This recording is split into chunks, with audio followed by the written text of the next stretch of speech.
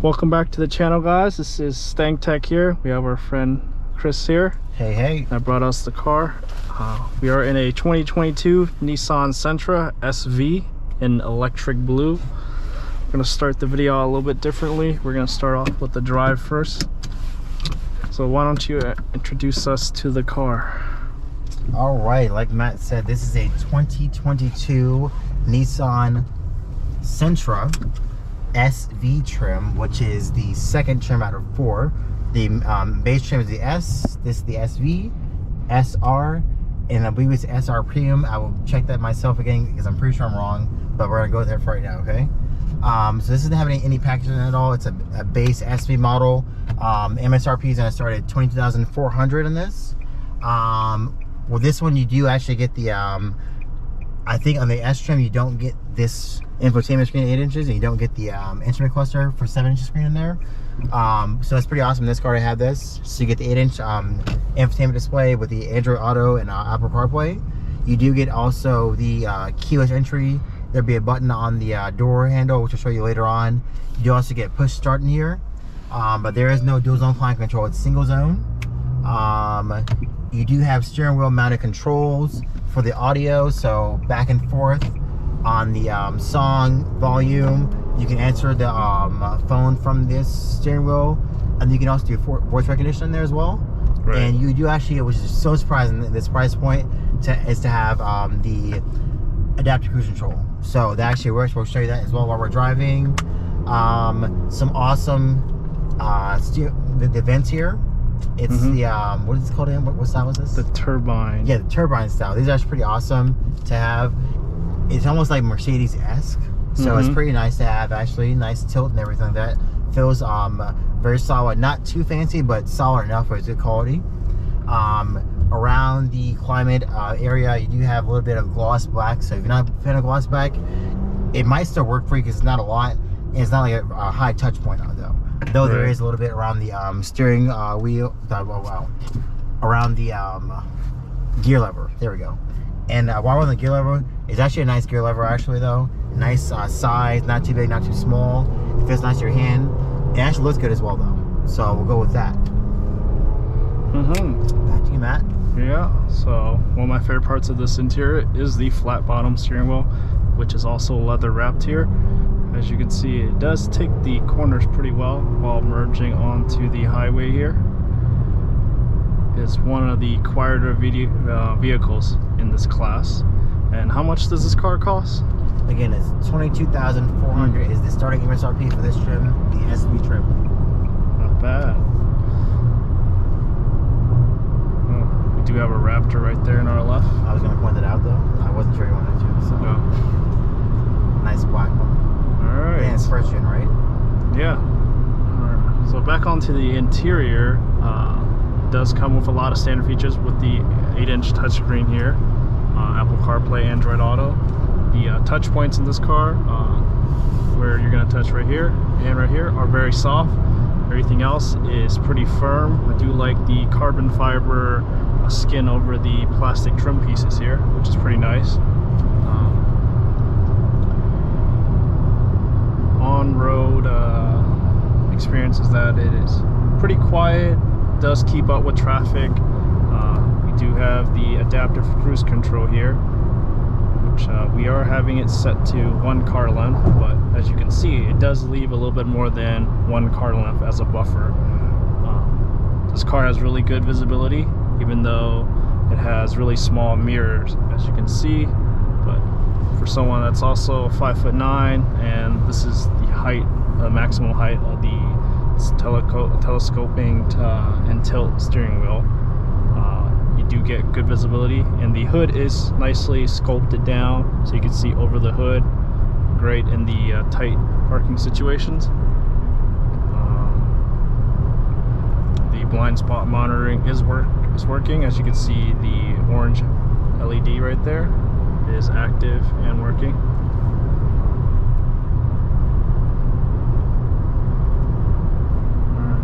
So what do you think of the car? I think it's a decent car, especially for the price point. If you can get this car like this one equipped, probably run you about like I think this one with the couple packages it has probably about $24,000 MSRP. I'm not sure how much you get it from a dealer with all the price markets right now, but if you're gonna get it for $24,000, not a bad car, honestly. You got Android Auto, Apple CarPlay in here, a nice 8-inch infotainment screen. It's very well mounted up on the dash here, honestly. Some nice quality buttons here. These turbines, again, they're awesome. It's an awesome look for the car. Some nice quality buttons here for the climate. It's got these like kind of studded feel around the knobs. Pretty awesome.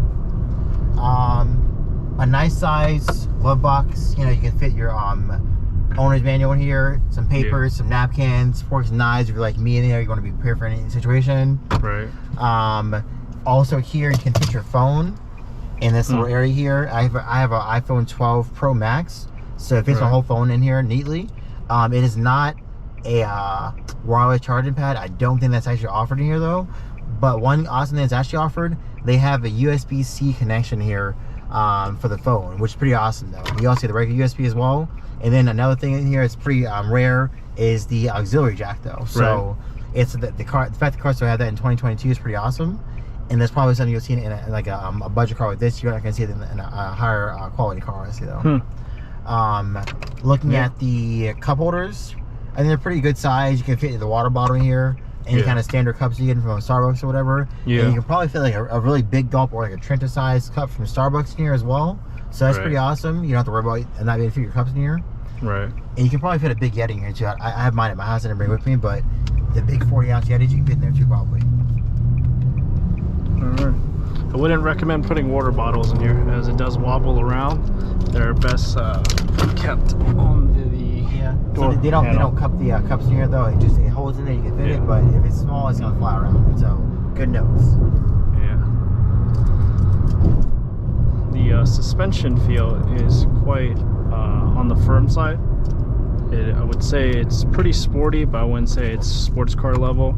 As you saw earlier in the video, it does handle pretty well. It's not too firm. It's quite plush. It does offer good feedback. The steering wheel does tighten up at speed and does loosen up when it's at lower speeds. What do you think of the feel of the car? It rides decent. Nothing super comfortable, nothing super luxurious at all. But it's comfortable. I'm not dying when it's like a hole or something in the road. Yeah, it feels comfortable. It's planted still. The seats are comfy. They do actually cup you in there a little bit though. It's got a little bit of bolstering, nothing crazy, but it does hold you in there a little bit. Yeah. You can't adjust them, unfortunately, again on a budget car like this.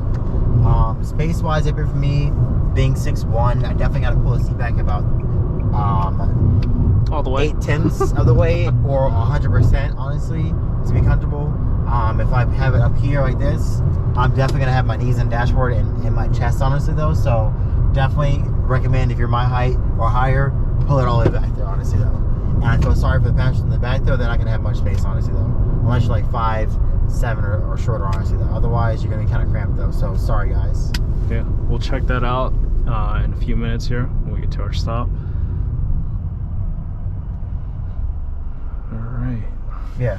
And then on the sides, I don't know if Matt knows that out already though, but you can hold your a cup or something on the side of the doors though. Nothing too big, definitely, but like standard size, like water bottle, 16 ounces, or like it's nothing too big. You can fit on the side of the doors.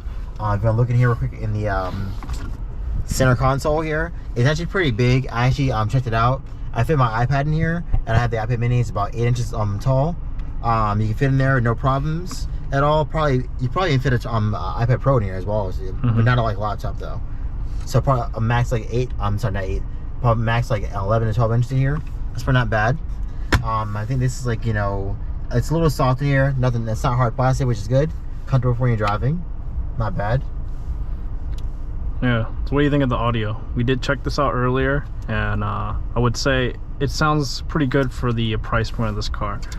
Yeah, I give it like out of 10 like a 6.4 out of 10, honestly though. I did note, I tried always, we like our bass, just be younger. The bass, if you crank it all the way up in the car, it's gonna sound a little like, you know, rattly in the speakers if you blast your music though, so I wouldn't recommend that. I'd say keep it probably around the midpoint there. Don't kind of turn up any more than maybe a little. Treble is good. You can max the treble if you want. It sounds good still. Good audio. You can blast it and not have the bass again too much. Very decent for the price point as well.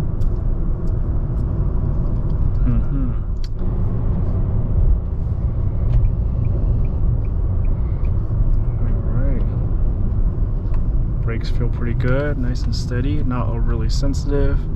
Great pedal feel.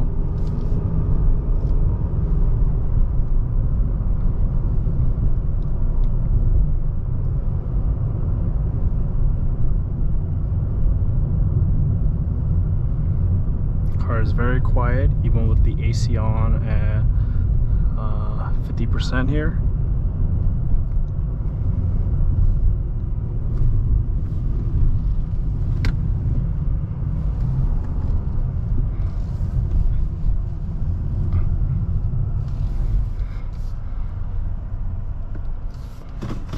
All right, let's talk about the fuel economy here. So I see we are averaging our 25.6 realistically, but we have been driving more city and been driving more spiritedly on it. Yeah. So officially, the fuel economy wise, EPA is 29 city, 39 highway. It's saying 33 combined. I think we did at one point get about 36 or so combined for the fuel economy. So with highway and city, so it's pretty good actually. The tank is a 12.4 gallon tank. Of course, CVT takes regular gas. You know, you can do higher if you want to, though, but it only requires regular unleaded gas. All right, let's go check out the back seat here.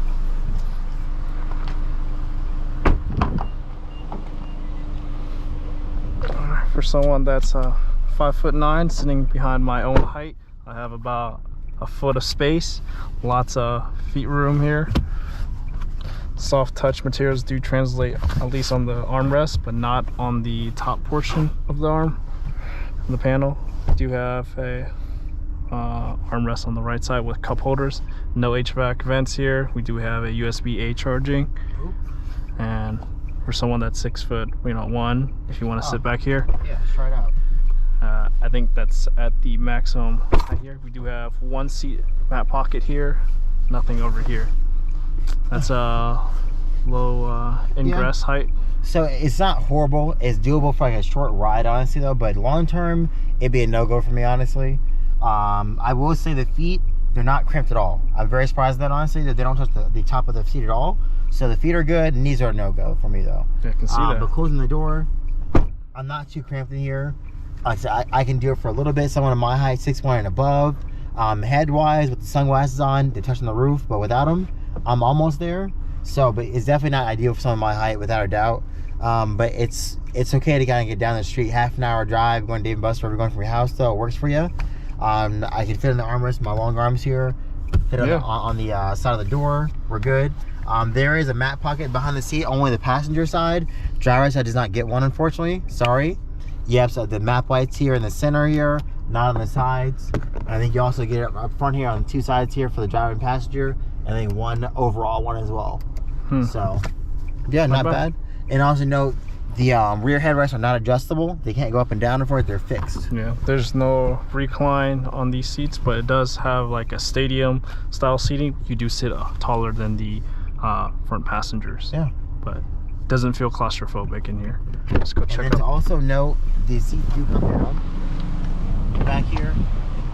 I don't think all cars do it anymore, but you can bring it down there. But, yeah, almost flat load. Wow. Yeah. Let's check out the trunk here.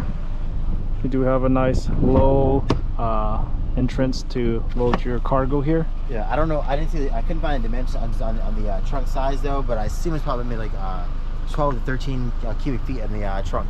Like you know, you can see, I can fit in here. Yeah. So. Okay, door's closing. And we're not gonna close it, so we're not gonna do that. It'll claustrophobic, but you know, and not bad space. You can fit two bodies, right? Yeah. And on the exterior, this does have like the baby Ultima / Maxima look from the rear 3/4. And the note here also with the keyless entry, again, you can't put it, there's no sensor in the back, so you got to push it every time to unlock it and unlock it. Like that. With those, you see no LEDs, unfortunately, all halogen headlights. You get the 16-inch wheels. They're actually alloy though. Yeah. And I'm pretty sure this here is a sensor with a logo into it built on the side. Looks really nice. You know, but you have a nice looking grill up there. Yeah. Not bad. Do want to note that the panel gaps are pretty bad in modern cars, as you can see right here. But no one's looking for that, right? But the car's pretty stylish. It's pretty big in today's car world. All right, let us know what you think about our review style. You know, if you like this dual commentary, if you want to see more sedans or SUVs or sports cars, let us know in the comments below. Don't forget to like, comment, and subscribe. Peace out.